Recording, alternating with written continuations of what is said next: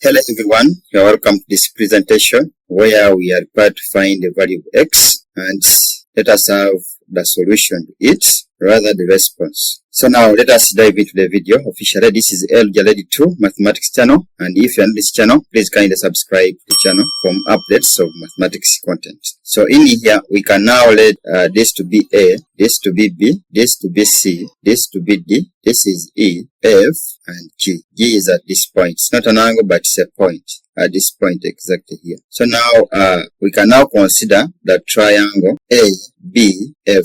What does it mean? For us to get this angle here, what we are going to do, we are going to get 180 degrees minus the sum of the 90 degrees and the 48 degrees. So this is going to give us the 180 degrees minus the 138 degrees. And when I make the difference, I get 42 degrees, implying that this angle is 42 degrees. Having gotten that, we can also try to get this angle here by considering the triangle ECD. What does it mean? To get this angle, we are going to get the 180 degrees, take away the sum of the 90 degrees, which is this, plus the 30 degrees. So this gives us the 180 degrees, take away the 120 degrees. This gives a difference of 60 degrees, implying that this one is 60 degrees. Then our question should be, what is this angle? What is the size of that angle? So if we consider that,